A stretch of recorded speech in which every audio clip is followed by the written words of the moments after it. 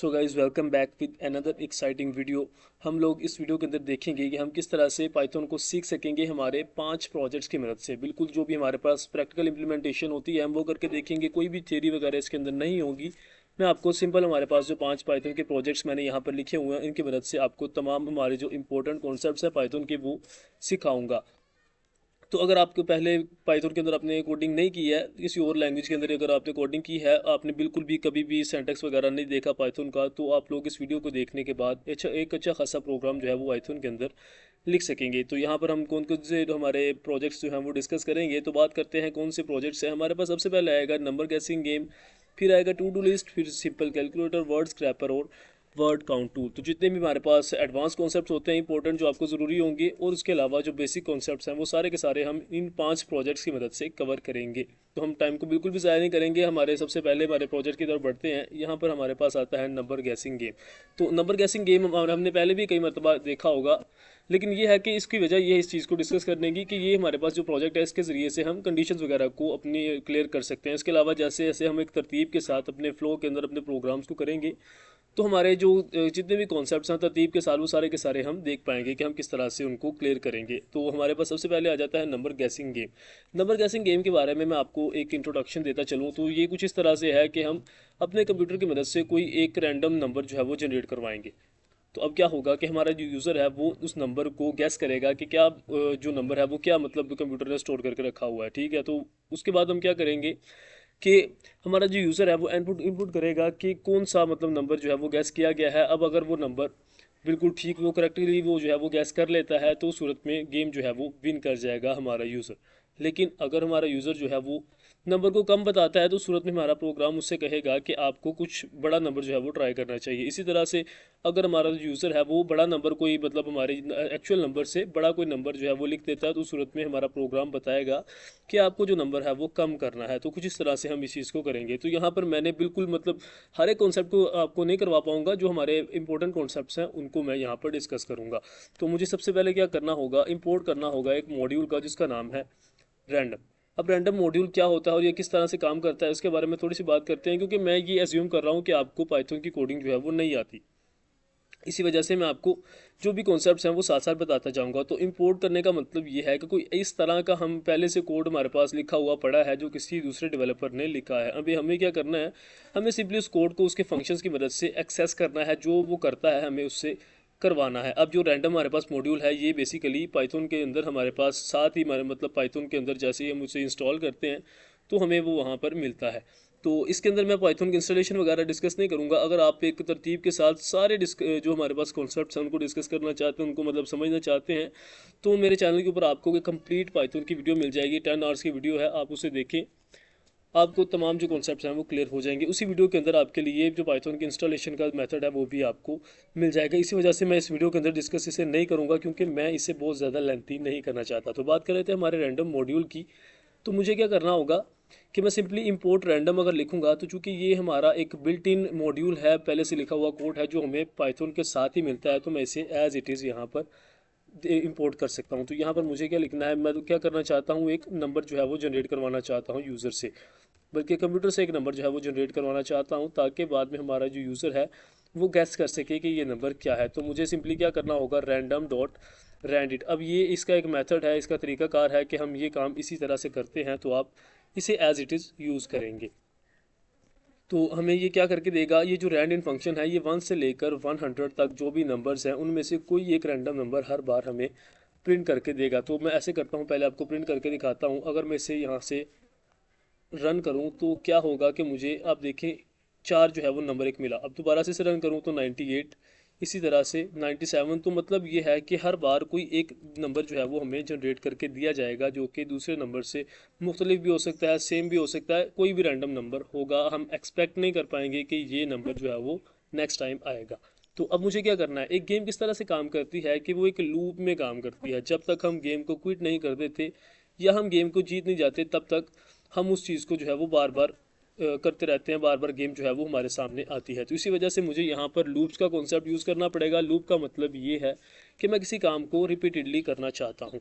तो उसके लिए मैं कौन सी लूप को डिस्कस करता हूँ, यहाँ पर हमारे पास होती है वाइल लूप।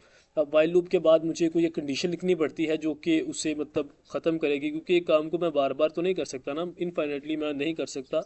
तो इसी वजह से मैं यहाँ पर वाइल की कंडीशन को इस्तेमाल करूँगा। तो यहाँ पर पहले मैं क्या करता हूँ, इसे ट्रू कर देता हूँ। इसका मतलब ये हुआ कि हमारी जो ये वाइल की कंडीशन है ये हमेशा हमेशा चलेगी, ये कभी भी ख़त्म नहीं होगी। अब इसको ख़त्म करने का मेरे पास तरीकाकार क्या होगा कि जब भी मेरा जो यूज़र है वो सही गेम का मतलब जो नंबर है उसे गैस कर ले या फिर वो क्विट करना चाहे, तो उस सूरत में मैं इस लूप को ख़त्म करूँगा। अब मुझे क्या करना है, हमारे पास सबसे पहला जो यूज़र है ना उससे गैस नंबर, कोई एक जो नंबर होगा वो मुझे अपने यूज़र से लेना है कि वो गैस करे कि यार क्या मतलब इनपुट जो है वो मुझे देनी है, मैं क्या नंबर गैस करता हूँ। ठीक है, तो यहाँ पर मुझे एज अ स्ट्रिंग इसे लेना पड़ेगा। इनपुट हमारे पास एक फंक्शन होता है जो कि मुझे इनपुट लेके देता है, कोई भी नंबर, कोई भी स्ट्रिंग, कोई भी चीज़ वो मुझे इनपुट के तौर पर देता है और बाद में मैं उसे इस गैस नंबर के अंदर सेव कर लूँगा। तो मैं यहाँ पर लिखूँगा अगर enter number two start guessing, spelling हाँ, और प्रेस क्यू टू क्विट। तो कुछ इस तरह से मैं उसे कहता हूँ कि अगर आप क्विट करना चाहते हैं तो आप क्यू एंटर करें, अदरवाइज आप कोई नंबर एंटर करें ताकि आप अपनी गेम को शुरू कर सकें। ठीक है, तो यहाँ पर मुझे क्या करना है, इसने इनपुट ले ली, अब ये चीज़ जो है वो सामने आएगी, फिर हम इनपुट जो है वो दे पाएंगे। अब मुझे इनपुट लेने के बाद क्या करना होगा कि मुझे कोई कंडीशनल स्टेटमेंट जो है वो लिखनी पड़ेगी। तो सबसे पहले मैं ये करता हूँ कि जो भी हमने गेस्ट नंबर या जो भी उसने चॉइस दी जो है वो दी है, अगर वो क्यू के बराबर हो, तो मुझे क्या करना था, मैंने आपको पहले बताया था कि मैं यहाँ से क्विट कर जाऊँगा या इस लूप को ख़त्म कर दूँगा। तो उसके लिए मुझे यहाँ पर सिंपली एक ब्रेक स्टेटमेंट लिखनी पड़ेगी, जिसके बाद कोई भी लूप का कोई भी जो एलिमेंट है वो नहीं चलेगा। यहाँ पर एक चीज़ आपको ध्यान रखनी है कि आपको जब भी लूप लगानी है तो आप उसके अंदर का जो भी कंटेंट आप लूप के हिसाब से रखना चाहते हैं वो सारे का सारा आपको यहाँ पर एक इंडेंटेशन के साथ दिखना होगा। यानी यहाँ पर 4 स्पेसिस या एक टैब की स्पेस जो है वो आप दे सकते हैं। इसी से अगर मैं अपनी इफ कंडीशन के रिलेटिव कोई भी चीज़ लिखना चाहता हूँ, यानी कि अगर जो मेरा गेस्ट नंबर है वो क्यू के बराबर हो जाए, तो वहाँ पर मुझे ब्रेक करना है। तो इसी को भी मैं इसी तरह से एक इंडेंटेशन देकर जो है वो लिखूंगा। अब यहाँ पर इसको कंपैरिजन करने के लिए मैंने डबल इक्वल टू का इस्तेमाल किया। तो मुझे यही करना होगा, ये रिलेटिव या आप कह लें रिलेशनल ऑपरेटर्स का एक ऑपरेटर है जो कि चेक करता है कि क्या जो भी ये हमारे पास वेरिएबल है वो इस चीज़ के बराबर है या नहीं। अब ये जो हमारे पास एक और आपको मैं बात बताऊं कि ये जो इनपुट का फंक्शन है ना, ये हमेशा स्ट्रिंग जो है वो इनपुट के तौर पर लेता है। अब इनपुट की स्ट्रिंग का मतलब ये हुआ कि उसे मैं किसी नंबर के साथ कंपेयर नहीं कर सकता। अगर मैं कंपेयर करूंगा तो मैं अच्छी तरह से मतलब कंपैरिजन परफॉर्म नहीं कर पाऊंगा। जो हमारे पास स्ट्रिंग होती है वो बेसिकली एक प्लेन टेक्स्ट होता है। तो अगर मुझे इस नंबर को नंबर से कंपेयर करना है तो उस सूरत में मुझे इसे थोड़ा सा कन्वर्ट करना पड़ेगा। वो कुछ इस तरह से कि मैं क्या करूँगा, guess number is equal to int guess number. तो इस तरह से मैं इसे टाइप कास्ट कर दूंगा, यानी कि हमारा जो नंबर जो भी मैंने एंटर किया था वो पहले थी एक स्ट्रिंग, उसको बाद में मैं इंट में कन्वर्ट कर दूंगा। तो फिर मैं इसे एज अ नंबर जो है वो डील कर सकता हूँ, क्योंकि मुझे यहाँ पर अगर एज अ नंबर मैं चाहता हूँ तो फिर मैं यहाँ पर इन्वर्टेड कोमास को यूज़ नहीं करूँगा। तो अब मुझे क्या मैंने किया कि जो भी हमारे पास नंबर था ना, अगर तो वो क्यू है ठीक है, उस वक्त वो क्या करना है, तुम्हें ब्रेक कर दो। अगर वो नंबर जो है वो क्यू नहीं है तो उस सूरत में तुम्हें क्या करना है, इसे पहले नंबर में कन्वर्ट करो इस इनपुट को, और उसके बाद दोबारा फिर से हमें कुछ कंपैरिजन जो है वो परफॉर्म करने पड़ेंगे। और अब यहाँ पर क्या होगा, अगर हमारा जो गैस नंबर है वो एक्चुअल नंबर जो मेरे कंप्यूटर ने यहाँ पर जनरेट करके रखा है अगर वो उसके बराबर है, तो फिर क्या करो, फिर यहाँ पर सिंपल सी बात है कि हमारी जो गेम है ना वो यहाँ पर ख़त्म हो जाएगी। यहाँ पर मुझे कोड ख़त्म नहीं होगा फिलहाल के लिए, मतलब एक बता रहा हूँ कि हमारी जो गेम है ना वो यहाँ पर आकर ब्रेक हो जाएगी। तो you have won the game.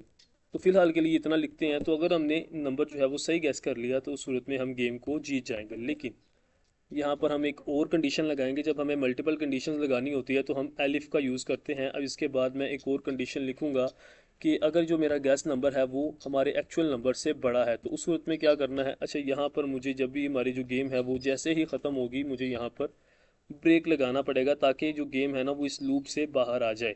तो उसके बाद हमने देखा कि अगर हमारा जो नंबर है वो एक्चुअल नंबर से बड़ा है तो जाहिर सी बात है मुझे छोटे नंबर की तरफ आना होगा। तो मैं इसे कहूँगा कि lower your gas.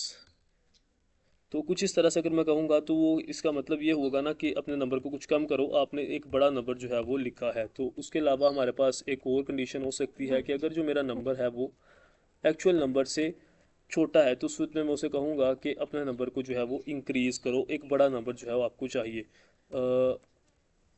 Upper gas, या ये कह सकते हैं कि अपर नंबर नीडिड। तो आप यहाँ पर क्या लिखते हैं ये आपकी मर्ज़ी है। मैं फ़िलहाल के लिए आपको इसके ज़्यादा मतलब कोई इस तरह से नहीं कर रहा कि मैं बहुत अच्छी गेम बनाने की कोशिश कर रहा हूँ। मैं सिर्फ आपको कॉन्सेप्ट समझा रहा हूँ, यहाँ पर क्या लिखना है इस टेक्स्ट को ये आप अपने हिसाब से कस्टमाइज़ जो है वो कर सकते हैं। तो यहाँ पर मेरे यूज़र जो है वो यहाँ पर ये तीन चीज़ें करेगा। तो मैंने जो आपको बताया था कि ब्रेक की सूरत में होगा, तो ये दो कंडीशंस भी मैंने यहाँ पर लगा दी हैं। तो यहाँ पर मुझे आकर एल्स लिखना पड़ेगा। एल्स मैं यहाँ पर क्या कर सकता हूँ कि मैं प्रिंट कर दूँ कि एंटर अ वैलिड नंबर। तो अगर इनमें से कोई भी कंडीशन जो है वो ट्रू नहीं होती कि उस यूज़र ने नंबर भी एंटर नहीं किया था और उसके अलावा उसने क्यू भी एंटर नहीं किया, तो मुझे कहना पड़ेगा कि एंटर अ वैलिड नंबर। अब ये किस सूरत में हो सकता है कि अगर यूज़र जो है वो कोई सिंबल एंटर कर दे, ठीक है, तो उस सूरत में ये काम होगा। बाकी मैं इस चीज़ को आपको कुछ और चीज़ें इसके अंदर समझाता हूँ, वो बाद में हम जैसे करते हैं ना, तो उस चीज़ को देखेंगे। तो पहले हम क्या करेंगे कि अगर इन तीन कंडीशंस में से कोई भी एक कंडीशन जो है वो ट्रू हो जाती है और हमारा जो प्रोग्राम है वो टर्मिनेट कर जाता है, तो उस सूरत में मुझे क्या प्रिंट करना है कि गेम ओवर। तो ज़ाहिर सी बात है कि हमारी जो गेम है ना वो यहाँ पर आकर ख़त्म हो जाएगी। मुझे इस तरह से कुछ यहाँ पर लिखना पड़ेगा। तो ये चीज़ जो है वो उम्मीद है कि आपको क्लियर हो चुकी होगी। अब इसे मैं आपको रन करके दिखाता हूँ और बाद में हम देखते हैं कि हमारी इस गेम के अंदर कौन कौन से एरर्स थे। तो अभी फ़िलहाल के लिए इसे खेलते हैं। अच्छा, एंटर नंबर और टू स्टार्ट गैसिंग और प्रेस क्यू टू क्विट। तो मैंने यहाँ पर अगर क्यू एंटर किया, यहाँ पर आकर कोई प्रॉब्लम आई है, मुझे क्या करना था, एक मिनट में दोबारा फिर से देखूँ। गलतियाँ होती रहेंगी, ये कोई प्रॉब्लम वाली बात नहीं है। अच्छा, यहाँ पर गलती क्या है, लाइन नंबर 7 के अंदर वो कहता है कि यहाँ पर आपको क्या करना। अच्छा, मुझे ना यहाँ पर क्यू एंटर करना था, स्मॉल के क्यू। तो ये भी हमारी एक मतलब गलती नहीं थी, ये हमारा एक इस तरह का मतलब एरर है जो कि बाद में मैं रिजॉल्व करके आपको दिखाऊंगा। तो मुझे यहाँ पर फ़िलहाल के लिए इसे शॉर्ट करता हूँ ताकि हम देखें कि इस हिसाब से हम गेम किस तरह से खेल सकते हैं। तो मुझे यहाँ पर क्या करना है, छोटा क्यू क्यू है मैंने यहाँ पर एंटर किया, स्मॉल क्यू यहाँ पर एंटर करते ही मुझे कह दिया गेम इज़ ओवर। अब यहाँ पर दोबारा फिर से रन करते हैं। अगर मैं कोई नंबर एंटर करता हूँ, मतलब 1 से 100 तक मैंने रेंज रखी थी, तो मैं यहाँ पर 10 एंटर करता हूँ, तो मैंने पहली बार में ही एक्चुअल जो नंबर था वो गैस कर लिया। तो ये बहुत कमाल की बात है। अब यहाँ पर मुझे एक और चीज़ एंटर करनी होगी, वो ये कि मैं ये भी बताना चाहूँगा कि यूज़र ने कितने गैसेस के अंदर जो है अपनी गेम को जो है वो मतलब विन किया। तो सबसे पहले हमारा जो यूज़र है उसके नंबर ऑफ गैसेस होंगे 0।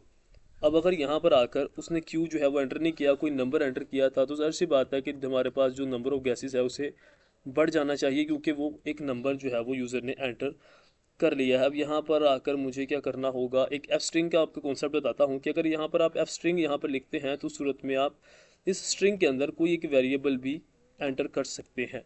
तो you won the game with number of gases, इस वेरिएबल को मैं यहाँ पर लिखूँगा।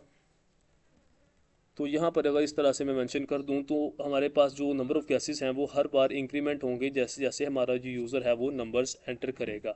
तो उस सूरत में हम गेम को जो है वो ये भी बता सकेंगे कि कितने नंबर्स जो हैं वो गैस किए गए। तो यहाँ पर मैं क्या करता हूँ, इसे दोबारा से आपको रन करके दिखाता हूँ।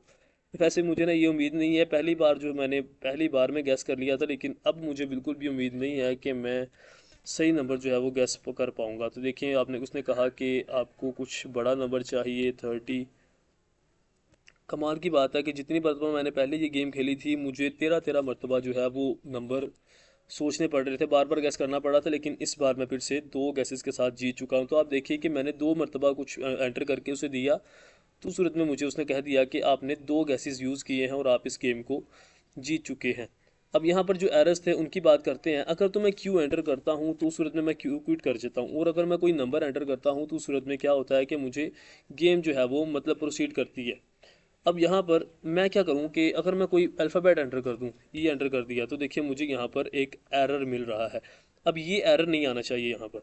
इस चीज़ का सलूशन ये है कि कोई भी मतलब जब भी आप गेम खेलें, तो अगर आपके सामने इस तरह से एरर आ जाए तो वो एक बहुत बुरा एक्सपीरियंस होगा। तो इस एरर को हमें रिजॉल्व करना है। अगर वो इस तरह की कोई चीज़ एंटर करता है तो हमारी जो गेम है वो प्रोसीड ही ना करे। कुछ इस तरह से मैं करके आपको दिखाता हूँ।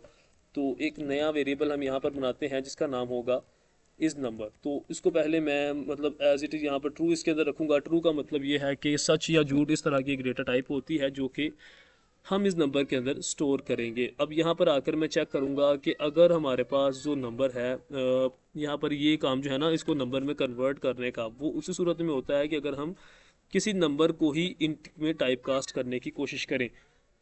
अब वो अगर नंबर जो है वो स्ट्रिंग के सूरत में होगा तो उसे हम नंबर में कन्वर्ट कर लेंगे, लेकिन अगर वो कोई क्यू ई कुछ इस तरह का अल्फ़ाबेट होता है तो उसे हम कन्वर्ट नहीं कर सकते। तो यहाँ पर हम एरर हैंडलिंग की चीज़ को यूज़ करेंगे। तो इसे मैं क्या करता हूँ, यहाँ से टैब की एक स्पेस दे देता हूँ। ट्राई के आगे मैंने लिख दिया कि आपको ये करने की कोशिश करनी है। तो अगर वो मतलब नंबर को कन्वर्ट नहीं कर पाता, किसी मतलब अल्फ़ाबेट को नंबर में कन्वर्ट नहीं कर पाता, तो उस सूरत में तुम्हें क्या करना है, यहाँ पर लिख दो कि इफ़, यहाँ पर एक्सेप्ट इस तरह का एक आर्ग्यूमेंट है जो बताता है कि अगर ये काम नहीं होता तो तुम्हें इस तरह से करना है। इस चीज़ को हम एरर हैंडलिंग कहते हैं। तो एक्सेप्ट में आपको क्या करना है, इस नंबर को फॉल्स कर देना है। तो ये काम जो है वो होगा। अब यहाँ पर कोई एरर नहीं आएगा। अब मुझे क्या करना होगा कि अगर मतलब नंबर कन्वर्ट नहीं हुआ तो फिर मैं क्या करूँगा कि इस चीज़ को कंपैरिजन इस चीज़ के नहीं करना चाहूँगा। मैं इसे क्या करता हूँ आपको दिखाता हूँ। एक हमारे पास इफ़ स्टेटमेंट को मैं दोबारा से इस जगह पर लगाऊंगा। तो मुझे यहाँ से यहाँ पर इस नंबर को चेक करना होगा कि क्या ये जो नंबर है, जो भी मतलब मैंने एंटर किया था, जो भी अल्फ़ाबेट वगैरह जो कुछ भी एंटर किया है वो एक नंबर है या नहीं। तो अगर हमारे पास जो इज़ है इस नंबर, वो अगर ट्रू हो, यानी कि हमारा एंटर किया गया करेक्टर जो है वो एक नंबर ही हो, तो उस सूरत में हम इस कंपैरिजन को परफॉर्म करेंगे। अदरवाइज़ हमारी जो गेम है ना वो यहीं पर आकर ओवर हो जाएगी। अदरवाइज बल्कि ओवर नहीं होगी, इसकी लूप जो है वो दोबारा से शुरू हो जाएगी। एज इट इज़ दोबारा से वो चक्कर जो है वो काटता रहेगा जब तक कि हम एक्चुअल नंबर को एंटर नहीं कर देते। तो ये हमारे पास इस एरर को रिजॉल्व करने का एक सिंपल सा तरीका था। इसके अलावा और भी हो सकते हैं, वो आप खुद से देखें। अगर आपको करना चाहिए, आप इंटरेस्ट आपका हो, तो आप इस चीज़ को मज़ीद एक्सप्लोर कर सकते हैं। तो अब मैं क्या करता हूँ, यहाँ पर अगर मैं ई एंटर करूँ तो देखें मुझे कोई एरर नहीं आया, बल्कि उसने दोबारा फिर से मुझे ये चीज़ जो है वो गैस करने के लिए कह दिया, जो कि एक बहुत अच्छी बात है कि मुझे यहाँ पर एरर से जो है वो जान छूट गई। कोई भी एरर नहीं आया, मेरी गेम जो है वो टर्मिनेट नहीं हुई। लेकिन यहाँ पर अगर मैं क्यू लिखता हूँ तो वो मुझे क्यू लिखता था मुझे, तो वो इसे इस तरह से ओवर कर देगा। लेकिन अगर मैं दोबारा फिर से इसे खेलना चाहूँ तो नंबर्स की मदद से मैं इसे दोबारा से खेल सकता हूँ। तो आई होप कि आप लोगों की जो हमारे पास वाइल कंडीशन का कॉन्सेप्ट है, उसके अलावा हमारी इफ़ कंडीशंस मतलब वाइल लूप्स और हमारी कंडीशनल स्टेटमेंट्स, ये सारी की सारी आपकी जो है वो क्लियर हो चुकी होंगी। आप इस गेम को बनाने में बहुत ज़्यादा इंजॉय कर रहे होंगे इस चीज़ को। तो अब क्या करते हैं, यहाँ पर मैं आपको एक चीज़ समझाता हूँ कि अगर यहाँ पर हो सकता है आपको कोई कन्फ्यूजन हुई हो, तो आप ये समझिए इस वाली कंडीशन को कि अगर हमारे पास जो नंबर है वो ट्रू होगा, तो उस सूरत में इसका जो रिलेटिव ब्लॉक है वो है ये वाला सारा। ठीक है, तो इस सूरत में ही ये चीज़ जो है वो अपना काम जो है वो करेगी। तो इसका मतलब ये हुआ कि अगर हमारा जो नंबर है वो जो एंटर करदा करेक्टर है वो नंबर होगा, तो उसी सूरत में वो चेक करेगा कि जो गैस नंबर है वो हमारे एक्चुअल नंबर के बराबर है या नहीं। अगर ऐसा नहीं होता तो उस सूरत में सिंपली हमारे पास ये वाली लूप जो है वो दोबारा फिर से चलना शुरू हो जाएगी। तो इसे हम, क्योंकि ये काम जब होने के बाद वो दोबारा से इस सारे को भी चेक करेगा और उस हिसाब से वो ये सारे स्टेटमेंट्स को देखेगा कोई भी एक ट्रू होती है या नहीं।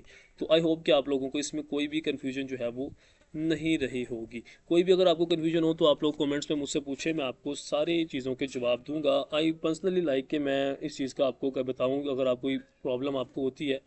अच्छा, यहाँ पर आकर एक और बात मैं ऐड करना चाहूँगा कि मैंने अपने चैनल के अंदर 10 आवर्स की एक वीडियो जो है वो बनाई हुई है अपनी पाइथन के ऊपर। कंप्लीट सारे कॉन्सेप्ट्स उसके अंदर मैंने समझाए हैं। तो अगर आप एक डिटेल के साथ इस चीज़ को देखना चाहते हैं, क्योंकि सारे कॉन्सेप्ट जो हैं वो इस प्रोजेक्ट के अंदर हम सॉल्व नहीं कर पाएंगे, नहीं उन्हें समझ पाएंगे। तो अगर आप इस तरह की कोई चीज़ जो है वो करना चाहते हैं, सारे अच्छी तरह से कॉन्सेप्ट जो हैं वो क्लियर करना चाहते हैं, तो आप उस वीडियो को देख सकते हैं। तो अब हम चलते हैं हमारे नेक्स्ट प्रोजेक्ट की तरफ।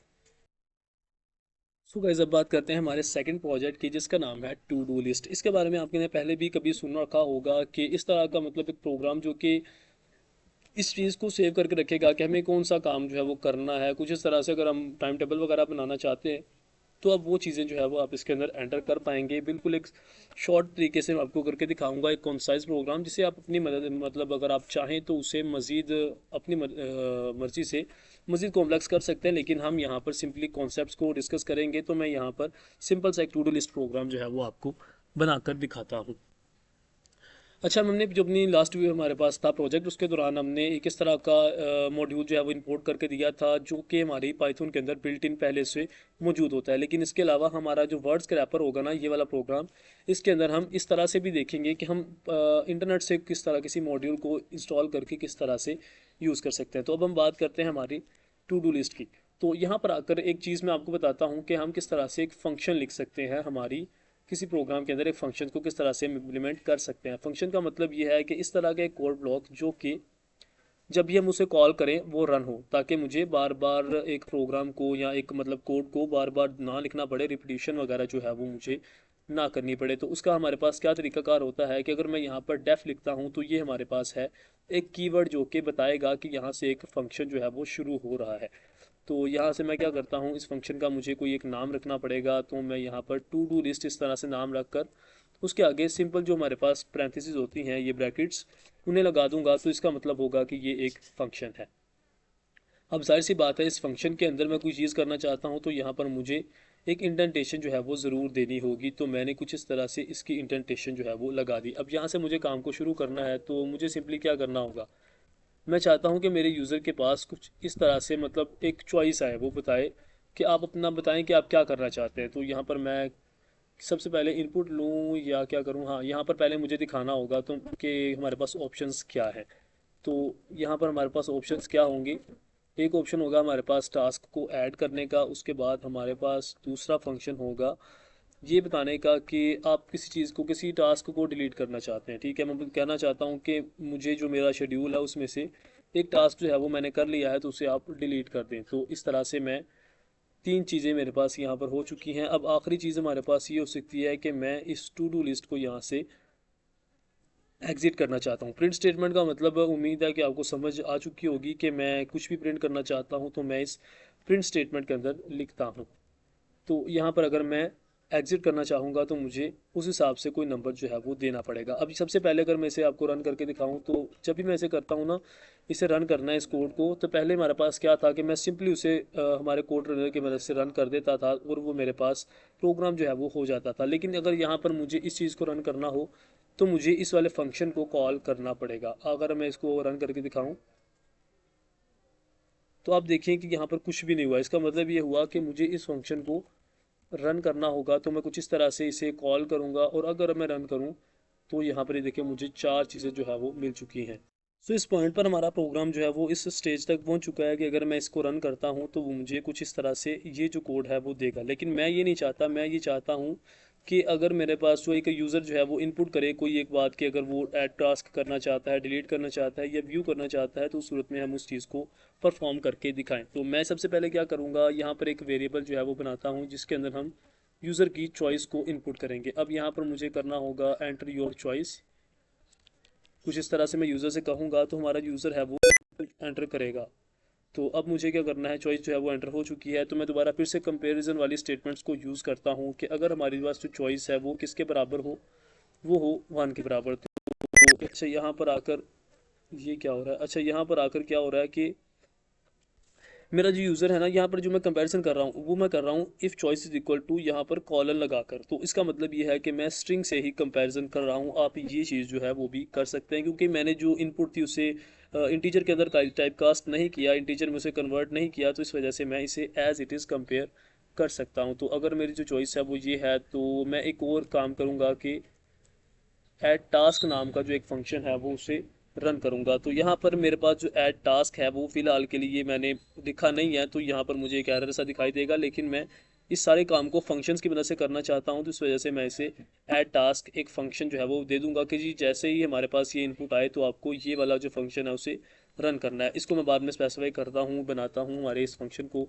तो इसके अलावा हमारे पास क्या चॉइस हो सकती है यूज़र की, वो हो सकती है दो, वो दो एंटर कर सकता है। तो उस सूरत में मुझे क्या करना होगा, डिलीट टास्क नाम का कोई एक फंक्शन जो है ना वो मुझे रन करना है। इसी तरह से हमारे पास तीसरी कंडीशन हो सकती है कि अगर जो हमारा यूज़र है उसने 3 सेलेक्ट कर लिया तो उस सूरत में मुझे क्या करना है, टास्क को व्यू करने के लिए कोई एक फंक्शन जो है उसे रन करना होगा।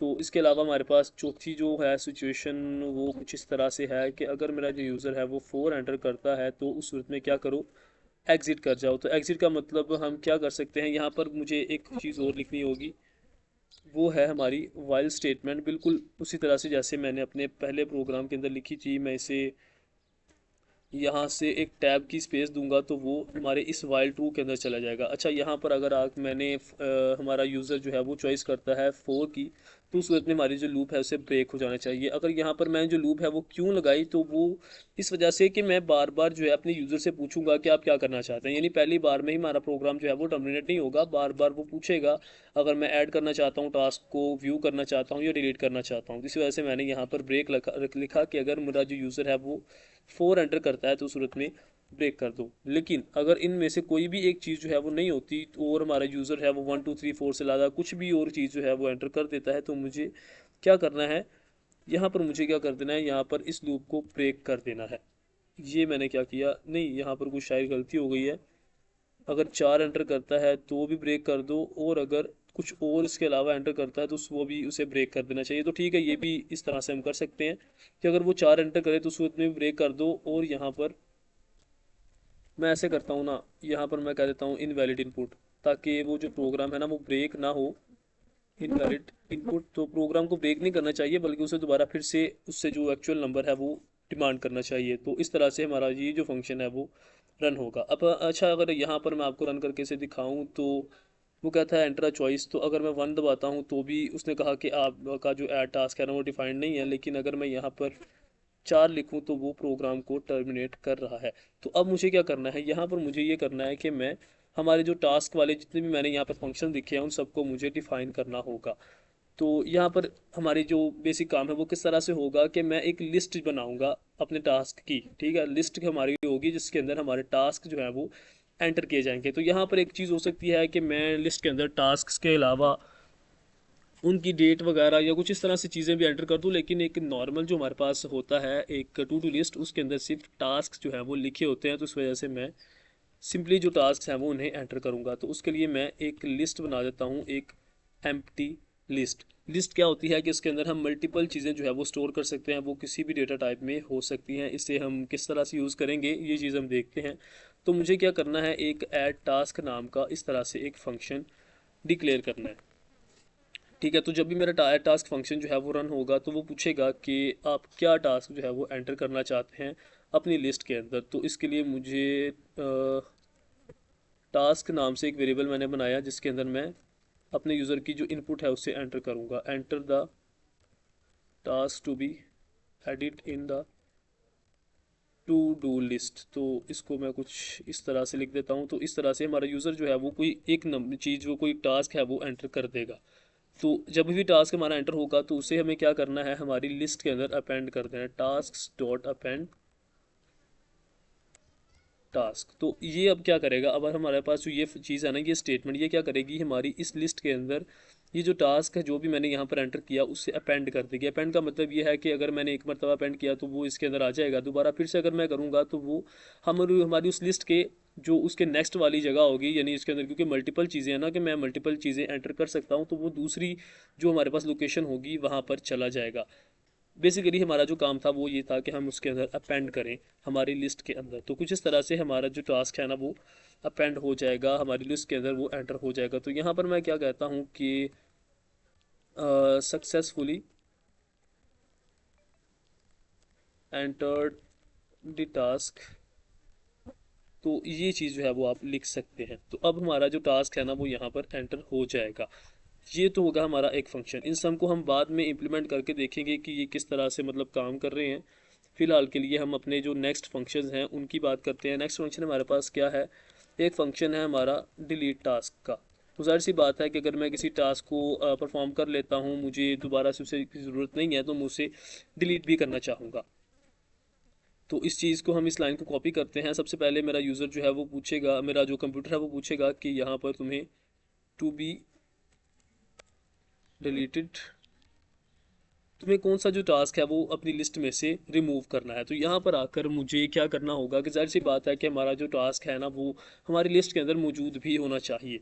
तो उसके लिए मुझे यहाँ पर एक कंडीशन लगानी पड़ेगी कि अगर टास्क अगर जो टास्क है वो टास्क वाली जो लिस्ट है उसके अंदर हो। यानी ये हमारी ये जो स्टेटमेंट है वो कहती है कि अगर इफ़ टास्क इन टास्क का मतलब है कि अगर ये जो टास्क उसने मुझे बताया है वो टास्क वाली लिस्ट के अंदर मौजूद है, तो उस सूरत में क्या करो, उस सूरत में ये करो कि इसको रिमूव कर दो, टास्क डॉट रिमूव। तो यहाँ पर मैं टास्क इस तरह से इसे एज एन आर्गूमेंट दे दूंगा, तो ये जो टास्क है वो इस लिस्ट में से रिमूव कर दिया जाएगा। तो इसको मैं यहाँ से इस लाइन को दोबारा से कॉपी करता हूँ। यहाँ पर ज़्यादा ना लिखने की वजह ये है कि मैं ज़्यादा टाइम जो है वो ज़ाया नहीं करना चाहता। तो यहाँ पर ये उसके बाद प्रिंट कर देगा कि आपका जो टास्क है ना वो रिमूव हो चुका है। तो ये बेसिकली हमने अपनी लिस्ट के साथ जो इंटरेक्शन था वो इन दो फंक्शंस की मदद से किया। अब ये जो फंक्शंस हैं इनको मैं कॉल कहाँ पे कर रहा हूँ, तो आपने यहाँ पर देखा कि हमारे पास जो यूज़र की इनपुट होगी उस हिसाब से मैं उनको कॉल कर सकता हूँ। तो ये चीज़ जो है हम यहाँ पर देखेंगे। तो मैंने ये दो जो हमारे पास फंक्शंस थे इनको लिख दिया कि किस तरह से काम करेंगे। लेकिन अगर मैं चाहता हूँ हमारे पास जो टास्क हैं जितने भी हैं वो सारे के सारे मैं व्यू करूँ, तो उस सूरत में मुझे एक और फंक्शन लिखना होगा, व्यू टास्क्स, या हाँ कुछ इस तरह से मैं लिख सकता हूँ।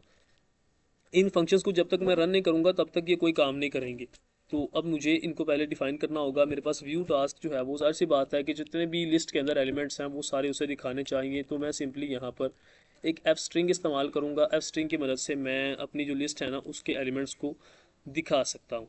तो मैं क्या करूँगा यहाँ पर एक चीज़ मैं यहाँ पर लिखता हूँ, फॉर टास्क इन टास्क्स। ये हमारे पास जो होगी प्रिंट्स, ये जो हमारे पास एक लूप है फॉर लूप, ये कुछ इस तरह से हमें करके देती है कि अगर ये एक लूप है ये बिल्कुल चलती रहती है बार बार। यानी कि ये हमारे पास उस टास्क वाली लिस्ट के अंदर जितने भी एलिमेंट्स होंगे उन हर एक एलिमेंट के लिए ये लूप जो है वो काम करेगी। पहली इटरेशन के अंदर क्या होगा कि हमारा ये जो टास्क वेरिएबल है उसके पहले टास्क वाली लिस्ट के पहले एलिमेंट के बराबर हो जाएगा। तो अगर यहाँ पर मैं उसे प्रिंट करना चाहूँ तो मैं उसे एज इट इज़ मतलब एक लाइन के अंदर प्रिंट कर सकता हूँ। नेक्स्ट हमारे पास जब वाइट्रेशन होगी तो हमारे पास जो नेक्स्ट होगा जो भी एलिमेंट होगा उस लिस्ट के अंदर नेक्स्ट एलिमेंट उसके साथ हमारा ये जो टास्क है ना ये ओवरराइट हो जाएगा और बाद में मैं इसे यहाँ पर प्रिंट कर पाऊंगा। अब यहाँ पर इसकी कोई लिमिट नहीं है, लिमिट इसकी उस वक्त तक होगी जब तक हमारी जो टास्क की लिस्ट है ना वो ख़त्म नहीं हो जाती। तो इसको मैं आपको इम्प्लीमेंट करके दिखाता हूँ। तो कुछ इस तरह से हम यहाँ पर कर सकते हैं। अच्छा एक और काम कि मैं ये भी बताना चाहूँगा कि मेरा जो टास्क है ना वो किस नंबर पर मौजूद था। तो यहाँ पर मैं ऐसे करता हूँ, यहाँ पर कुछ इसको चेंज करते हैं। अब ये चीज़ जो है ना ये किस तरह से काम करती है मैं आपको बताता हूँ। अगर मैं इसी लिस्ट को वैसे ना ये ज़्यादा कंफ्यूजिंग हो जाएगा, मैं फिलहाल के लिए इसे निकालता हूँ। तो पहले मैं आपको करके दिखाता हूँ कि ये किस तरह से मतलब हम सिंपली एक सिंपल फॉर लूप को किस तरह से यूज़ करते हैं। तो यहाँ पर मुझे क्या करना होगा, टास्क कुछ इस तरह से मैं इसे प्रिंट करता हूँ। तो हमारे पास जितने भी टास्क हैं वो एक लाइन के अंदर आ जाएंगे। इसे मैं रन करता हूँ, हम एक सिंपल प्रोग्राम को करके देखते हैं। अब आप जानते हैं कि हमारी जो लिस्ट है ना उसके अंदर कोई भी टास्क पहले से मौजूद नहीं है, तो मुझे इसे पहले ऐड करना पड़ेगा। तो मैं इसे अगर वन करूं तो वो कहता है add a task to be added into the to do list. तो ये किस तरह से काम हुआ कि पहले जब मैंने जैसे ही चॉइस वन को सिलेक्ट किया उसने देखा कि वन जो है वो सिलेक्ट किया गया है, तो उसने ऐड टास्क के फंक्शन को रन कर दिया। अब ऐड टास्क का फंक्शन मैंने यहाँ पर डिफाइन कर रखा था, तो उसका जो भी कोड है ना वो यहाँ पर रन होगा।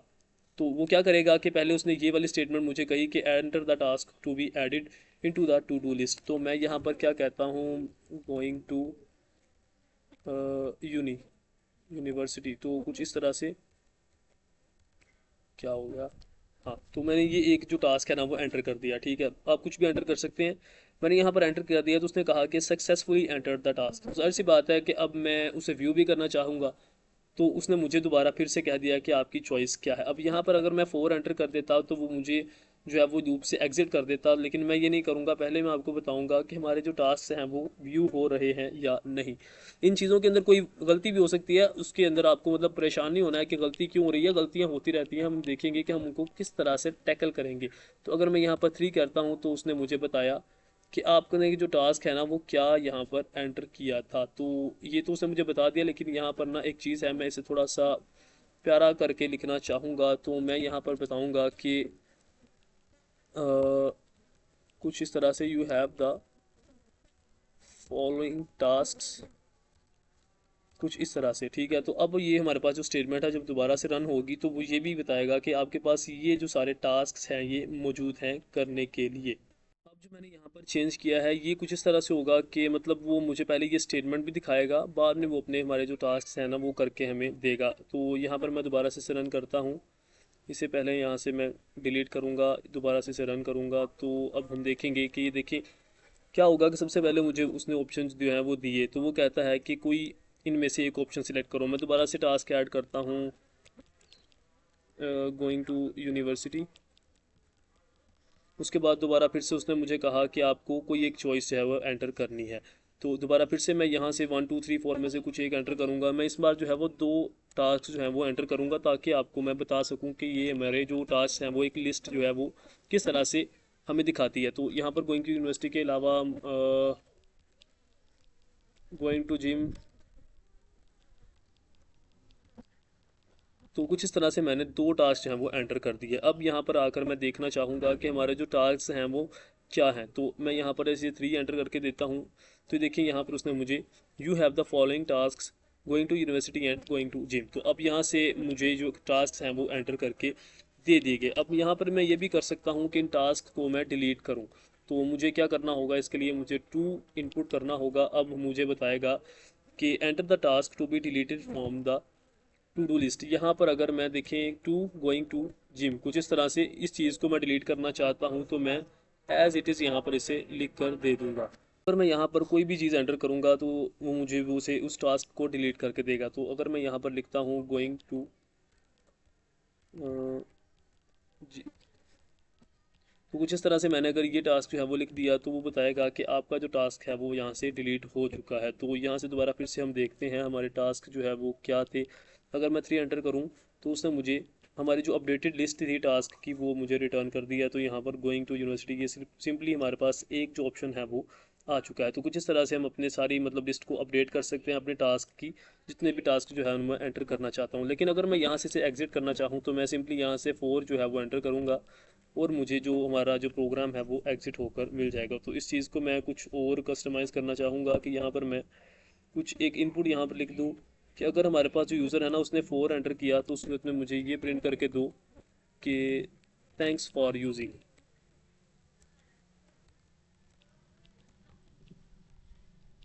तो इस तरह से जब भी हमारा यूज़र जो है वो स्किप करना चाहेगा इस लूप को, मतलब एंटर एग्जिट करना चाहेगा, तो ये चीज़ जो है वो हमें मिल जाएगी प्रिंट होकर।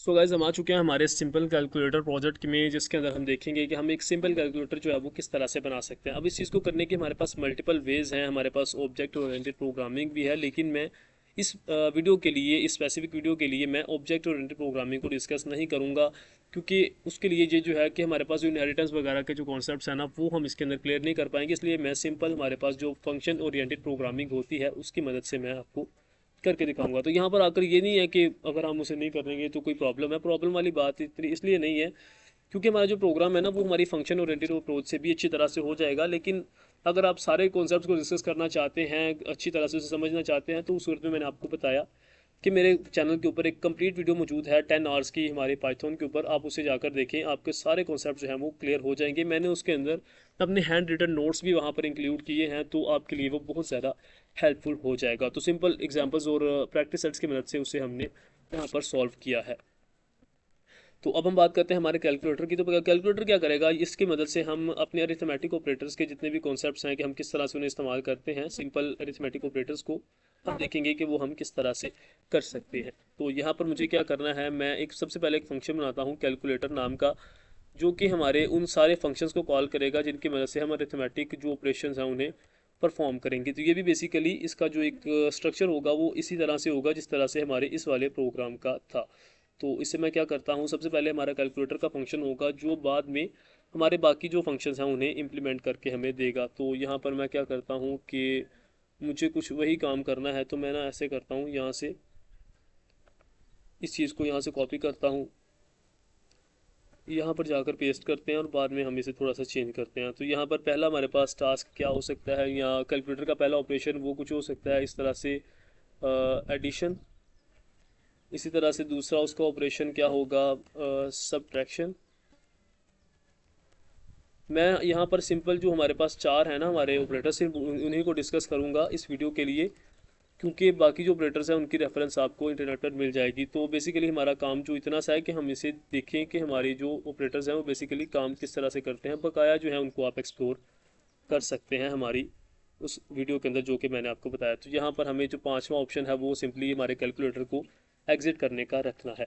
तो अब मुझे दोबारा फिर से इनपुट भी लेनी पड़ेगी, तो मैं ऐसा करता हूँ, हमारे इसी वाली लाइन को यहाँ से कॉपी करता हूँ, यहाँ पर जाकर हम पेस्ट करते हैं।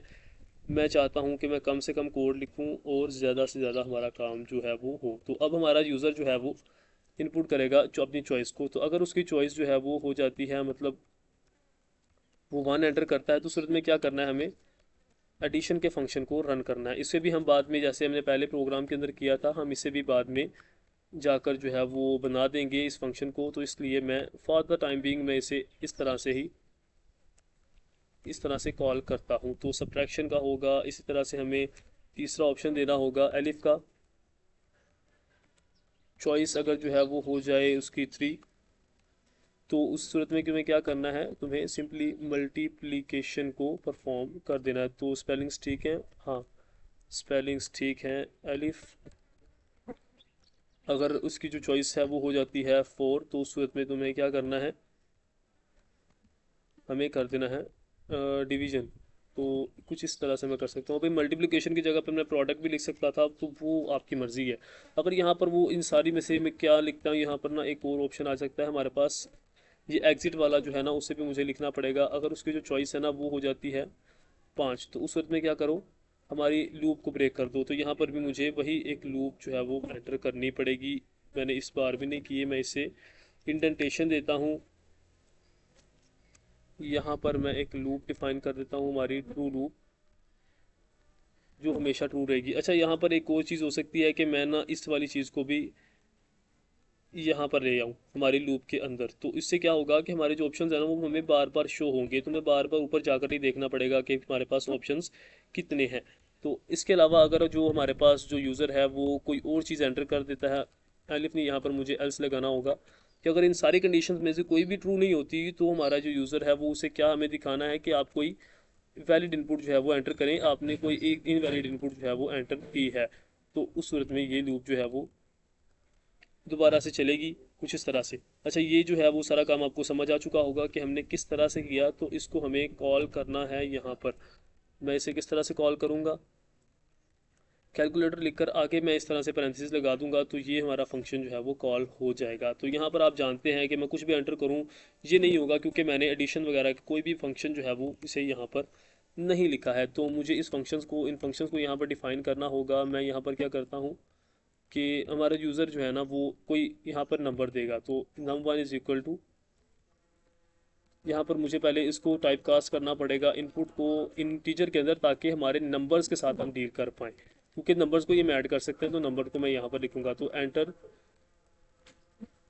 द फर्स्ट नंबर, कुछ इस तरह से हमारा जो यूज़र है उससे पहला नंबर जो है वो इनपुट लिया जाएगा। तो ज़ाहिर सी बात है एडिशन करनी है तो हमें जो नंबर्स हैं वो तो इनपुट करने पड़ेंगे।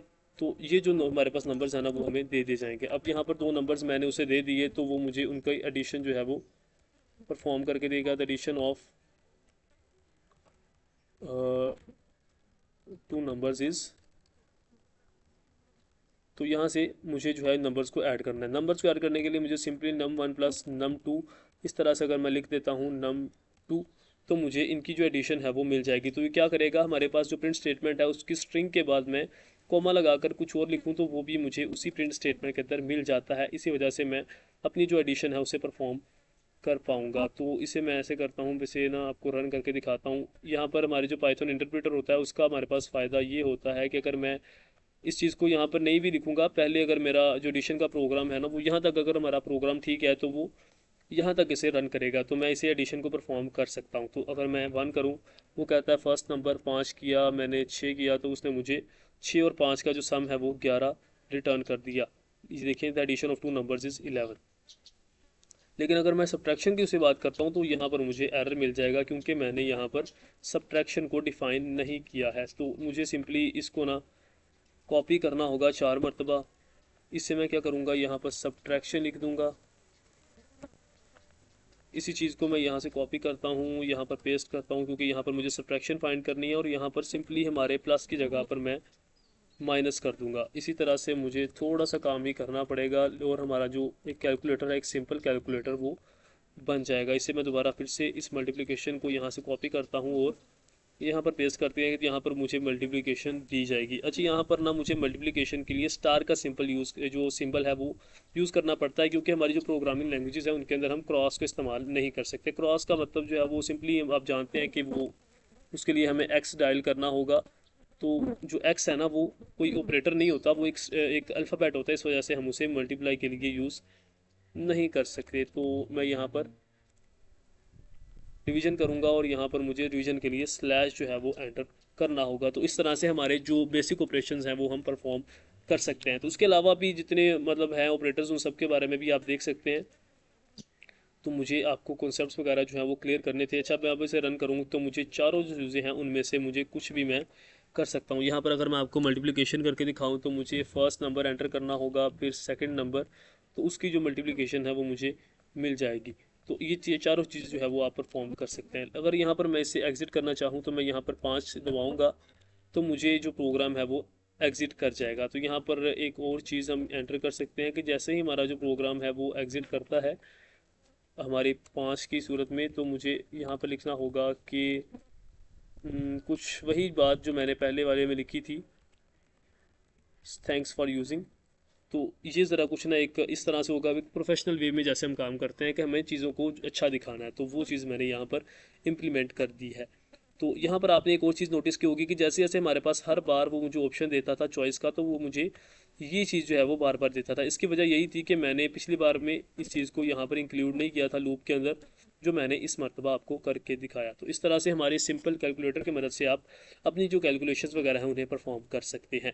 तो आई होप कि आपको ये प्रोजेक्ट भी पसंद आया होगा। इससे मज़ीद इंटरेस्टिंग हमारा जो है वो नेक्स्ट वाला प्रोजेक्ट आ रहा है, हमारा वर्ड काउंट टूल, जिसकी मदद से हम ये देखेंगे कि हमारी एक फ़ाइल के अंदर कितने वर्ड्स जो हैं वो लिखे हुए हैं। तो हमने इस वाले वीडियो के अंदर क्या क्या सीखा, हमने सीखा कि हम किस तरह से हमारे जो ऑपरेटर्स हैं उन्हें इस्तेमाल कर सकते हैं और उसके अलावा हम किस तरह से फंक्शंस वगैरह को इम्प्लीमेंट कर सकते हैं। तो इस तरह से हमारे जो साथ साथ जो हमारे कॉन्सेप्ट जो हैं वो क्लियर हो रहे हैं। तो अब हम मिलते हैं हमारे नेक्स्ट प्रोजेक्ट में, जिसका नाम है word count two. So guys, अब हम आ चुके हैं हमारे फोर्थ प्रोग्राम पर, जिसका नाम है वर्ड काउंट टू। तो इसकी मदद से मैंने आपको बताया था कि हम क्या करेंगे, किसी एक फ़ाइल का इसे इनपुट के तौर पर उसका नाम देंगे और बाद में हम देखेंगे कि उस फाइल के अंदर कितने वर्ड जो हैं वो मौजूद है। तो बेसिकली ये वर्ड काउंट करेगा एक फ़ाइल में। तो इससे आपके कौन कौन से कॉन्सेप्ट जो हैं वो क्लियर होंगे। बेसिकली हम फाइल मैनेजमेंट को सीखेंगे।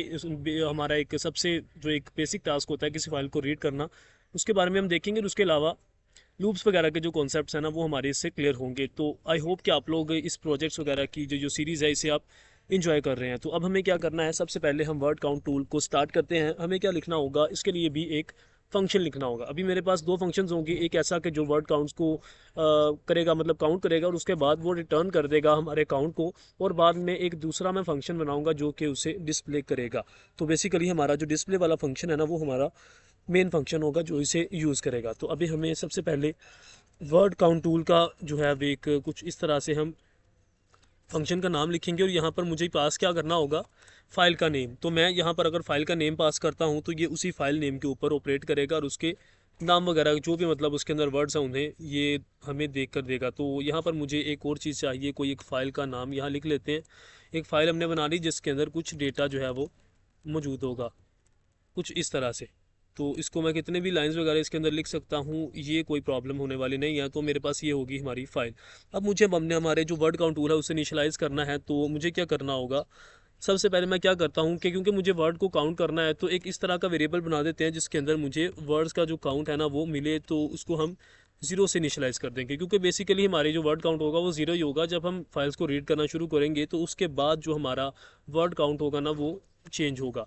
तो यहाँ पर हम बात करते हैं हमें फाइल्स को किस तरह से रीड करना है। एक मिनट, मुझे ऐसा क्यों लगता है कि हमने पहले फाइल्स को रीड किया था, नहीं, तो हमने ऐसा नहीं किया।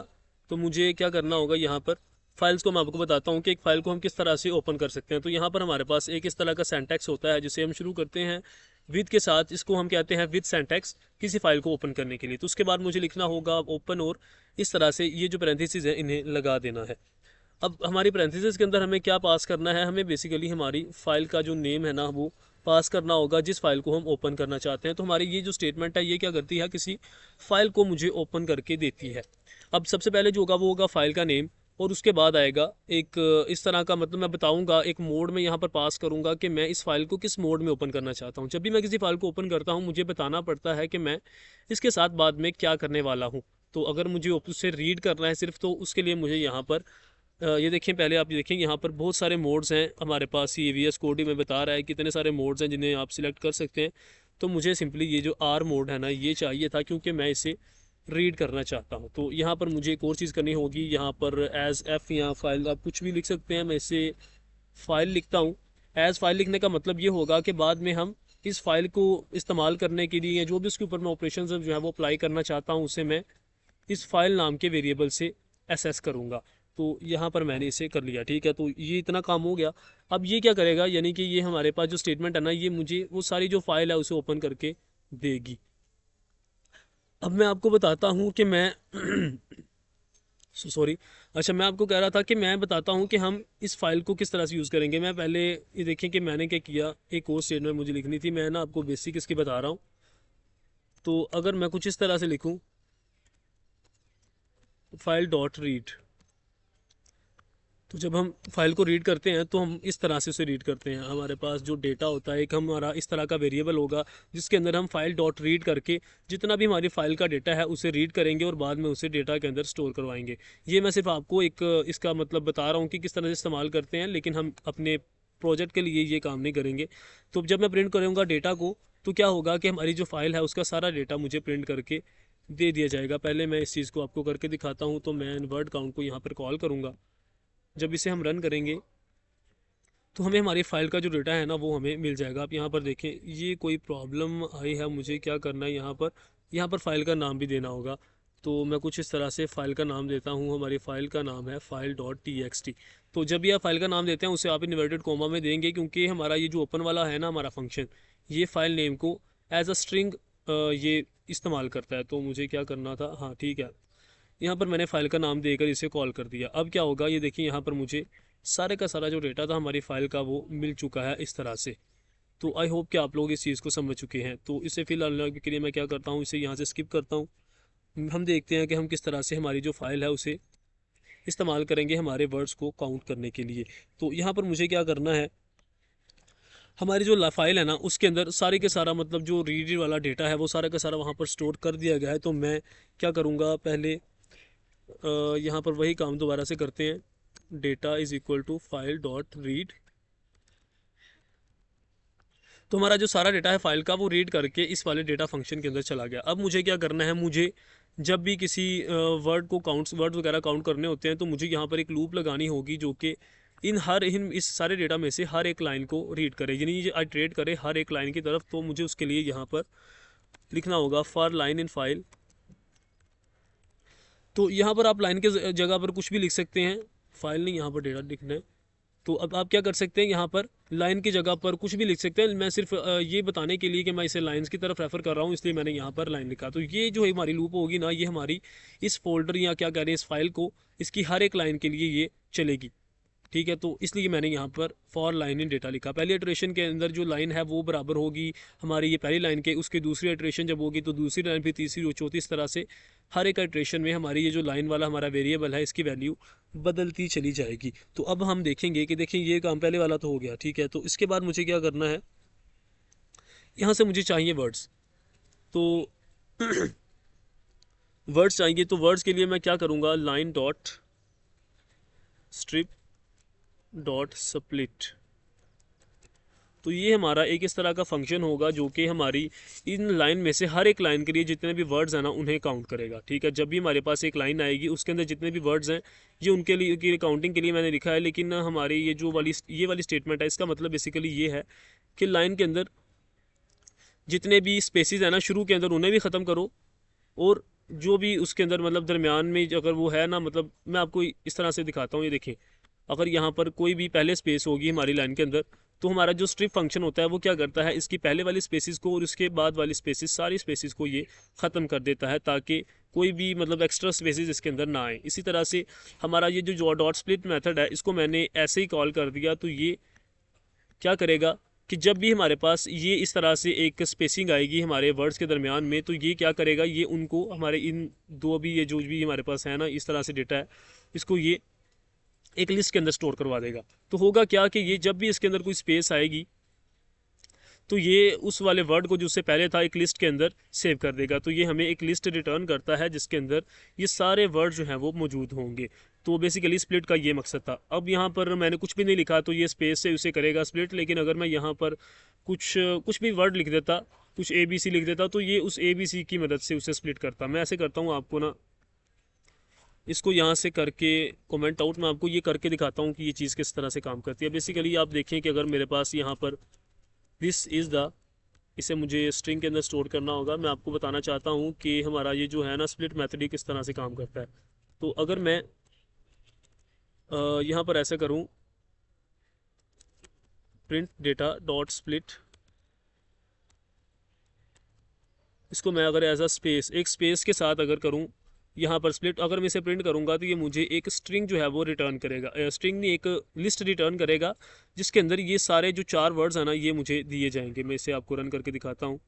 ये देखिए मुझे एक लिस्ट जो है वो दे दी गई। इसका मतलब ये हुआ कि मैंने स्पेस की मदद से इसे स्प्लिट कर लिया, इसे अलग-अलग से एक लिस्ट के अंदर इन तमाम वर्ड्स को स्टोर कर लिया। लेकिन अगर मैं इस तरह से करूँ कि कॉमा की बेस पर मैं करूँ और यहाँ पर मैं कॉमास लगा दूं, ये देखिए मैंने अगर यहाँ पर एक कॉमा लगाया तो ये हमारी लिस्ट के अंदर पहला जो एलिमेंट होगा वो होगा ये, और दूसरा एलिमेंट जो होगा वो होगा ये। यानी कि ये जब भी हमारे पास कॉमा आएगा ये उस पिछले एलिमेंट को एक लिस्ट के अंदर स्टोर कर देगा। तो इसे रन करके आपको दिखाऊँ, देखें इस तरह से मैं किसी भी एक करेक्टर या वर्ड की बेस पर उसे स्प्लिट कर सकता हूँ। तो आई होप कि आप इस चीज़ को समझ चुके होंगे। तो ये चीज़ अब आपके लिए कन्फ्यूजिंग नहीं होनी चाहिए कि हम स्प्लिट मैथड को किस तरह से यूज़ करते हैं। तो ये होता हमारे पास वर्ड्स का। तो वर्ड्स जो है वो बेसिकली मैंने ये भी एक लिस्ट बना दी है जिसके अंदर हमारी हर लाइन के वर्ड जो हैं वो स्टोर किए जाएंगे। तो अब मुझे क्या करना होगा, जैसे ही हमारे जो वर्ड्स हैं ना वो स्प्लिट हो जाते हैं उसके बाद मुझे हर एक वर्ड की, क्योंकि ये मुझे एक लिस्ट मिली है जिस तरह से पहले हमारे इस वाले सीन में मिली थी, तो यहाँ पर मुझे इसे फॉर वर्ड इन वर्ड्स एक इस लिस्ट में से भी आइट्रेट करना पड़ेगा। ये क्या प्रॉब्लम आ रही है, वर्ड काउंट, अच्छा कुछ नहीं, ये प्रॉब्लम नहीं है। मुझे इसके आगे जो है वो फॉर वर्ड इन वर्ड्स इसको लिखना होगा। तो अब मुझे क्या करना है, जैसे ही हर एक वर्ड के लिए ये लूप जो है वो आइट्रेट करती है हमारी लिस्ट के, मुझे हमारे वर्ड काउंट में से हर एक जो वेरिएबल है ना हर एक मरतबा एक एक का इजाफा कर देना। यानी जब भी हमारा एक वर्ड आएगा तो ये वर्ड काउंट के अंदर एक का इंक्रीमेंट कर देगा। ये प्रॉब्लम मुझे समझ नहीं आ रही है क्या हो रहा है। अनएक्सपेक्टेड इंडेंटेशन, यहाँ पर इसे कर देते हैं, अब ठीक है। तो ये इस तरह से हमारे पास जो वर्ड्स हैं ना उनका काउंट मिलेगा। अब यहाँ पर मुझे क्या करना है, सिंपली इस चीज़ से जब मैं एग्ज़िट कर जाऊँगा तो हमारी जो फाइल है ना हमारी इस लूप से जब बाहर आ जाएगी तो उसके बाद मुझे यहाँ पर रिटर्न कर देना होगा वर्ड काउंट। तो जैसे ही हमारी ये सारे लूप्स वगैरह ख़त्म हो जाएंगी तो हमारा जो वर्ड काउंट है वो हमें रिटर्न कर दिया जाएगा। तो आई होप कि आप इस चीज़ को समझ चुके हैं। जैसे जैसे हमारे वर्ड्स के नंबर जो उसका मतलब जितने भी वर्ड्स हैं वो सारा काउंटिंग हो जाएगी तो ये हमारा फंक्शन इसे रिटर्न कर देगा। अब एक बात मैं आपको बताता चलूँ कि यहाँ पर जो एक वह होता है ना एक फ़ंक्शन, उसको इस्तेमाल करने के दो तरीके होते हैं। कि ये कि वो सिंपली कोई चीज़ प्रिंट कर दे और एक होता है रिटर्न कर दे। अगर वो रिटर्न करेगा तो फिर मैं उस फंक्शन को, अगर उसका नाम जो है उसे किसी प्रिंट स्टेटमेंट में इस्तेमाल करूँगा तो मुझे कोई वैल्यू जो है वो प्रिंट करके मिलेगी। ये मकसद होता है हमारे रिटर्न का। ये कुछ इसी तरह से है कि मैंने एक फ़ंक्शन को कुछ चीज़ दी, उसने मुझे वापस कोई चीज़ जो है वो रिटर्न कर दी। ठीक है, तो ये हो गया हमारा रिटर्न फंक्शन, हमारा वर्ड काउंट फंक्शन। अब मैं इसे डिस्प्ले करवाने के लिए हमारे वर्ड काउंट को एक नया जो है वो डिस्प्ले फंक्शन लिखूँगा जो कि हमारे फाइल नेम को ही देखेगा, मतलब लेगा आर्गुमेंट के तौर पर, क्योंकि मैं बेसिकली कॉल इसी डिस्प्ले फंक्शन को करूँगा। ये बाद में डिस्प्ले फंक्शन जो है वो इसे इस्तेमाल करेगा हमारे वर्ड काउंट को। तो डिस्प्ले फंक्शन मैंने लिख दिया। अब यहाँ पर मुझे क्या करना होगा, प्रिंट करना है कि द नंबर ऑफ, जो हमारे मतलब है वर्ड्स वो कितने हैं, द नंबर ऑफ आर। तो यहाँ पर मैं ऐसे करता हूँ, एक एफ स्ट्रिंग ही यूज़ करता हूँ। तो यहाँ पर मुझे नहीं, एफ स्ट्रिंग नहीं रहने, एफ स्ट्रिंग रहने देते हैं क्योंकि हमारा काम वैसे भी हो रहा है। तो मुझे क्या करना है, यहाँ पर इस वाले फंक्शन को कॉल करना होगा हमारे वर्ड काउंट को। वर्ड काउंट क्या लेता था इनपुट के तौर पर, वो लेता था एक फ़ाइल का नेम। तो जो मैंने फ़ाइल का नेम यहाँ पर दिया है ना वो मैं यहाँ पर भी दे दूँगा।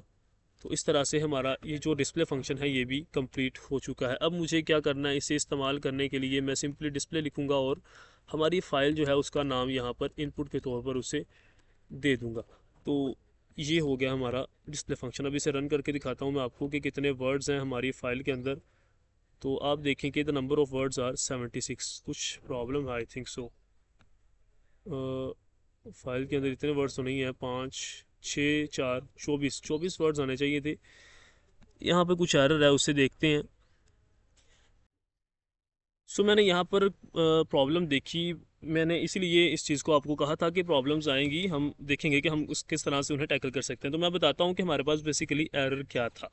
तो एरर यहाँ पर ये था, अगर हम ना कुछ इस तरह से करें जो मैंने यहाँ पर पहले किया हुआ था, कि अगर मैं इस तरह से इस चीज़ को रन करता हूँ तो मेरे पास जो है ना, हमारे पास प्रॉपर जो एक आंसर है वो नहीं आता। उसकी वजह क्या है?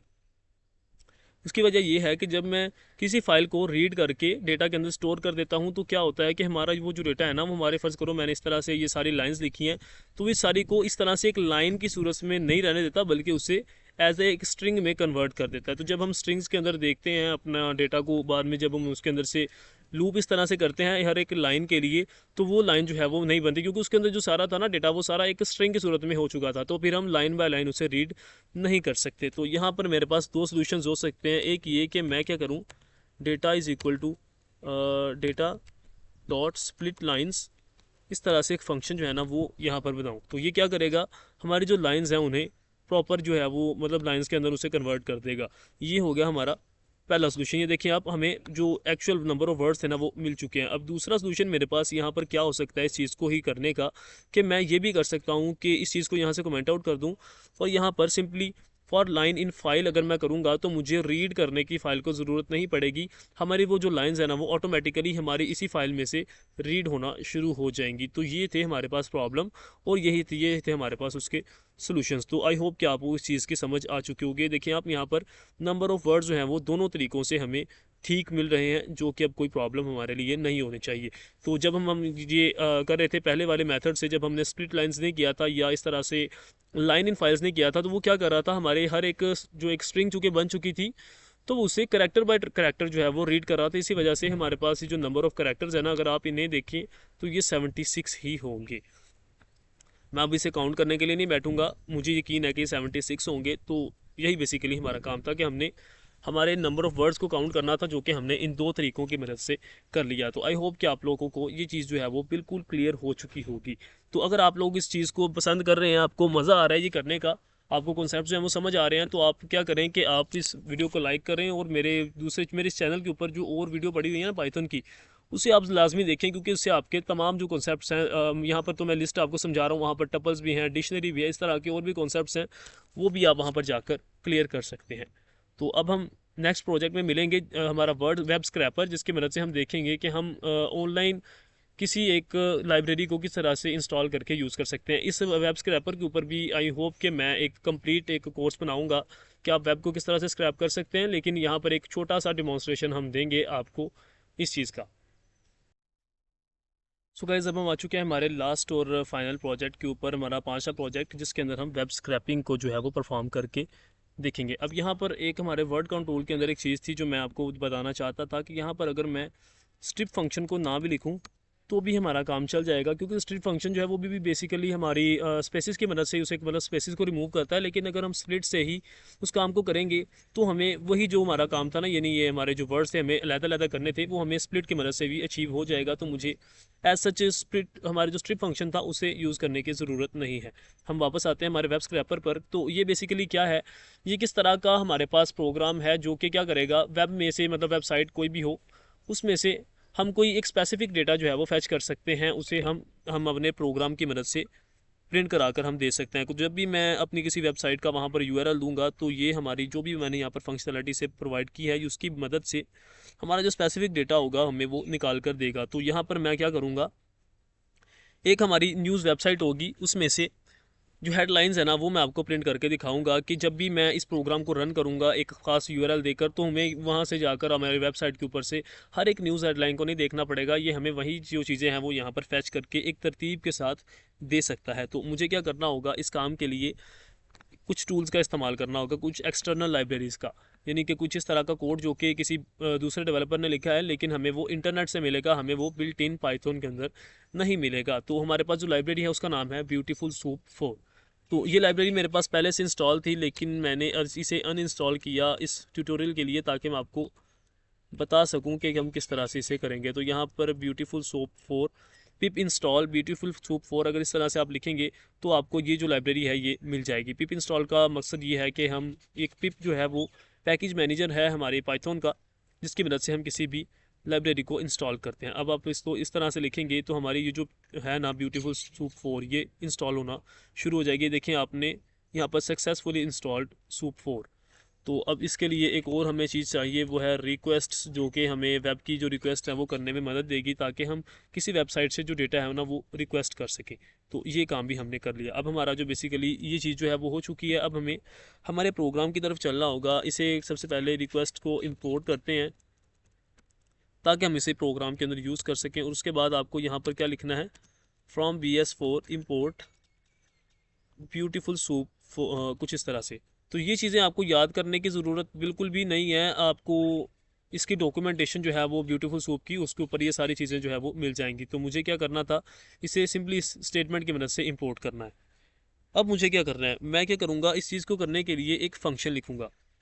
फ़ंक्शन क्या होगा, स्क्रिप्ट न्यूज़ हेडलाइंस। क्योंकि मुझे यही काम करना है तो मैं स्पेसिफिकली इसी के लिए हमारा ये जो प्रोग्राम है वो लिखूँगा। न्यूज़ हेडलाइंस इस तरह से एक हमारा होगा फंक्शन, जो कि एक URL लेगा एक वेबसाइट का। तो हमारा URL जो भी होगा उसकी बेस पर ये हमारी जो न्यूज़ हेडलाइंस है ना उसे हमें स्क्रैप करके देगा।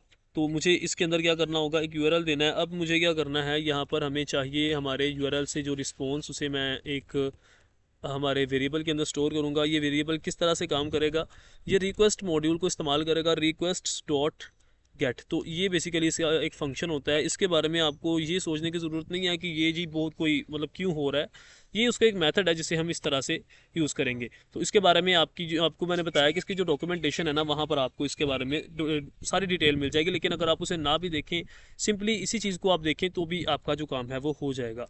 तो अगर रिस्पॉन्स जो है वो dot status code is equal to क्या 200, तो ये कंडीशन हमें लिखनी पड़ेगी। इसका मतलब ये है कि अगर हमारा जो रिस्पॉन्स डॉट स्टेटस कोड का मतलब ये है कि जब भी हम कोई रिक्वेस्ट करते हैं ना किसी वेबसाइट से, तो एक स्टेटस कोड जो है वो हमें मिलता है। स्टेटस कोड जो मिलता है अगर वो 200 हो तो इसका मतलब ये है कि जो हमारी है ना रिक्वेस्ट वो सक्सेसफुली पास हो चुकी है, हमें डेटा जो है वो मिल चुका है। ठीक है, अगर ऐसा नहीं होता, यहाँ पर 403 आ जाता है या 404 हो जाता है, तो सूरत में हमें डेटा नहीं मिलेगा, हमें किसी और वेबसाइट से देखना पड़ेगा। ये हमारी वेबसाइट जो है उनकी पॉलिसी होती है, वो हमें डेटा देती है या नहीं। तो मैं एक ऐसी वेबसाइट देखूंगा जो कि हमें इसका जो है वो दे, किस इस तरह का रिस्पॉन्स दे, हम उसी को इस्तेमाल करेंगे। तो यहाँ पर रिस्पॉन्स डॉट स्टेटस कोड अगर हो जाता है 200, तो हमें क्या करना है, हमें एक इस तरह से soup is equal to beautiful soup को इस्तेमाल करना होगा। यहाँ पर मुझे ब्यूटीफुल सूप इस फंक्शन को इस्तेमाल करना होगा। यहाँ पर मुझे क्या करना है, अब यहाँ पर जो ये फंक्शन है ना रिस्पॉन्स, जो मैं जिसकी मदद से ये सूप बना रहा हूँ, सूप बेसिकली किस तरह का वेरिएबल है जो कि ये लाइब्रेरी इस्तेमाल करती है। तो यहाँ पर मुझे क्या करना होता है, दो यहाँ पर देने होते हैं हमें आर्गूमेंट्स। एक आर्गूमेंट क्या होता है, मुझे वो वाली फाइल जिसके अंदर, या वो वाला वेरिएबल जिसके अंदर वो सारा HTML का डेटा जो हमें मिला है, जिसमें से मैं डेटा को फैच करूँगा, वो पास करना है। तो आप जानते हैं कि हमारा ये जो URL था ना उसका सारा डेटा हमारे इस रिस्पॉन्स के अंदर मौजूद है। तो मुझे क्या करना होगा, रिस्पॉन्स डॉट कॉन्टेंट अगर मैं लिखूँगा तो हमारे रिस्पॉन्स का जो भी कॉन्टेंट है वो हमें मिल जाएगा। अब यहाँ पर एक HTML डॉट पार्सर, ये एक हमारे पास होता है इस तरह का। पार्सर का मतलब ये है कि जो भी हमें HTML का डेटा मिला, मैं उसे पाइथन के ऑब्जेक्ट्स के अंदर चेंज कर रहा हूँ, ताकि मैं उसे बाद में पाइथन के अंदर फैच करके उसमें से जो भी डेटा मुझे चाहिए वो मैं आपको दिखा सकूँ। तो बेसिकली आपने ये HTML डॉट पार्सर इसी तरह से लिख देना है, तो आपको जो डेटा है ना वो मिल जाएगा पाइथन की सूरत में। ठीक है, तो यहाँ पर अब हमें क्या करना होगा, हमें चाहिए इस डेटा में से सिंपली हेडलाइंस चाहिए। तो हेडलाइंस के लिए मुझे सूप डॉट फाइंड ऑल इस तरह का एक फंक्शन होता है जिसे इस्तेमाल करना होगा, ऑल फाइंड ऑल। ये एक फंक्शन जो है वो मुझे इस्तेमाल करना होगा। अब इस फंक्शन के अंदर मैं क्या दूंगा, मुझे यहाँ पर कोई एक टैग देना होगा जो कि स्पेसिफिक टैग मैं चाहता हूँ मेरी फाइल में से या मेरे HTML के कंटेंट में से। तो यहाँ पर मैंने देखें एक वेबसाइट जो है वो खोल रखी है, आप देखें यहाँ पर ये सारी जो न्यूज़ हेडलाइंस है ना वो मुझे यहाँ पर दी गई है। मैं यहाँ से क्या करता हूँ, इसे इंस्पेक्ट करता हूँ, राइट क्लिक करके इंस्पेक्ट के ऊपर गया मैं। अब जो वेबसाइट होती है, अगर आप वेबसाइट्स के बारे में ज़्यादा नहीं जानते तो मैं आपको बताता चलूँ कि ये जो सारा डेटा है ना वो एक्चुअल में ये चीज़ें जो है वो एक वेब ब्राउज़र की तरफ जाती हैं, जो कि बाद में वेब ब्राउज़र जो है वो उन्हें इस स्टाइल में हमें डिस्प्ले करता है। तो इसका मतलब ये है कि अगर मैं ये जो हेडलाइन है ना इसके ऊपर क्लिक करूँ तो ये जो डेटा है ना वो एक्चुअली ये हेडलाइन में कन्वर्ट किया जा रहा है। तो यहाँ पर मुझे क्या दिया गया है, यहाँ पर एक H2 टैग दिया गया है। टैग्स क्या होते हैं, वो किसी भी इंफॉर्मेशन को डिस्प्ले करने के लिए हम यूज़ करते हैं। तो मुझे सिंपली यहाँ से ये जो H2 टैग्स है ना वो चाहिए। ये भी H2 है, अगर मैं इसके ऊपर क्लिक करूँ तो ये भी H2 टैग ही होगा। ये देखें, इस तरह से अगर मैं H2 टैग्स को वहाँ से निकाल लेता हूँ तो मुझे एक्चुअल में इसके अंदर का जो सारा डेटा है ना वो मिल जाएगा। तो मैं क्या करूँगा, यहाँ पर फाइंड ऑल के अंदर H2 सिंपली लिख दूंगा। इससे क्या होगा कि जितने भी H2 वाला डेटा है वो सारा का सारा हमारे इस हेडलाइंस के अंदर चला जाएगा। तो अब ये हो गया हमारा हेडलाइंस। अब मुझे क्या करना है, हर एक हेडलाइन, क्योंकि ये एक कंप्लीट एक लिस्ट रिटर्न कर रहा है, तो मुझे हेडलाइन इन हेडलाइंस इस तरह से एक लूप चलानी पड़ेगी, जो कि सारी एक लिस्ट में से एक एक करके मुझे जो हेडलाइंस है ना वो प्रोवाइड करे। तो अब मैं क्या करूँगा, यहाँ पर हेडलाइन मुझे मिल चुकी है, हेडलाइन डॉट टेक्स्ट। अब इसका मतलब ये हुआ कि अगर मैं पहले आपको ना इसमें से टेक्स्ट के बगैर इस हेडलाइन को अगर प्रिंट करके आपको दिखाऊं, इसके लिए मुझे क्या करना होगा, हमारे इस वाले फंक्शन को कॉल करना होगा, स्क्रैप न्यूज़ हेडलाइंस। इसके अंदर मैं कोई एक यूआरएल देता हूँ। यूआरएल क्या होगा, हमारा इसी वेबसाइट का यूआरएल दे के देखते हैं कि ये हमें अलाउ करती है या नहीं। वैसे मुझे उम्मीद है कि हमें अलाउ करेगी कि मैं डेटा को वहाँ से फैच कर सकूँ। तो मुझे इसको एक इन्वर्टेड कोमा के अंदर देना होगा। मैंने इसे यहाँ से रन किया। अब देखते हैं कि ये हमें इजाज़त देती है या नहीं। मुझे लगता है कि इजाज़त मिल चुकी है, यहाँ से हमें डेटा जो है वो मिलने की उम्मीद है। तो अब देखते हैं क्या होता है। We have to wait. Internet की स्पीड के ऊपर ये डिपेंड करता है। मेरी इस वक्त स्पीड अच्छी नहीं आ रही है, इसलिए शायद ये इतना टाइम ले रहा है।